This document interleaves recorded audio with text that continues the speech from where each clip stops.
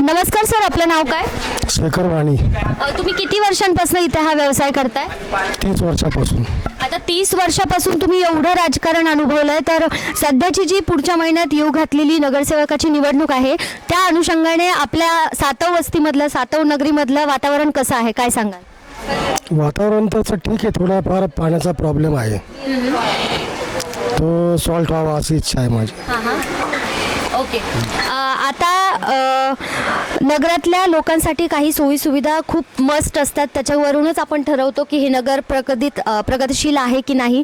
त्याच्यामध्ये बेसिक गोष्टी अशा असतात की रस्ता असेल, लाईट असेल, पाणी असेल, मग इथली आरोग्य व्यवस्था असेल किंवा शिक्षण व्यवस्था असेल.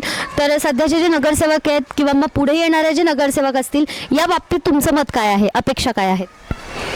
अपेक्षा म्हणजे जे पूर्वी नगरसेवक होते त्यांनी थोडंफार काम केलं, इथून नवीन जे येतील त्यांनी यापेक्षा चांगलं काम करावं अशा अपेक्षा. अच्छा, तुम्हाला आता सध्याचे नगरसेवक आहेत ते सोडून जर नवीन चेहरा जर आला आणि त्यातल्या त्यात जर एक महिला कॅन्डिडेट आली, तर तुम्ही त्यांच्यावर विश्वास ठेवून आपलं नगर त्यांच्याकडे सुपूर्द करू शकता का?